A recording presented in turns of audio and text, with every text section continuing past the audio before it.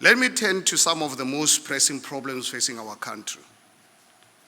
It is well known that I have played and still continue to play a leading role in the Labour Law Challenge launched by the Free Market Foundation in March 2013. This Labour Law Challenge is against the extension of bargaining council agreements to what they call non-parties. My motivation against this piece of legislation is the 8.7 million unfortunate members of our society.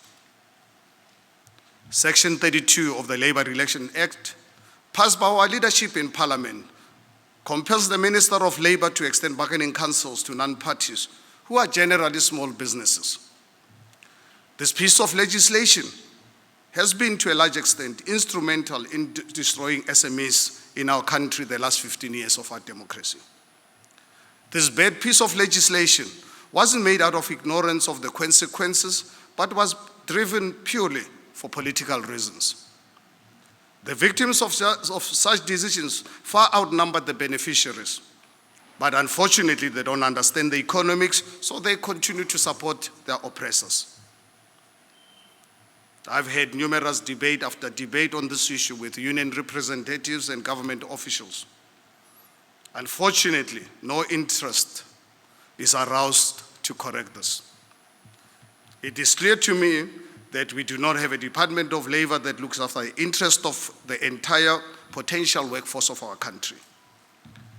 We, unfortunately, as a country, we have an arm of the labor union masquerading as a labor department. One of its tasks is to apply regulations that will keep unemployed people from competing for jobs with union members. Very unfortunate situation. Our country, South Africa, today is in a similar position to Hong Kong in the 1960s. Hong Kong was flooded by refugees from China and Vietnam, which led to mass unemployment levels in Hong Kong. There were no jobs, and the Hong Kong British administration could not do much to help the situation. What they did was to adopt a policy of what they called positive non-intervention.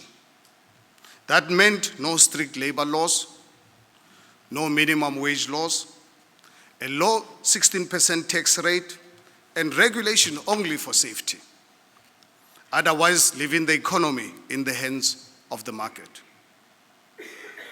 At the time, in the 60s, when this was happening, Hong Kong's per capita GDP was 40% of that of the mother country, the United Kingdom. 20 years later, the per capita GDP of Hong Kong was 140% of the UK. And now, sitting here today, the per capita GDP of Hong Kong is 150% of the UK.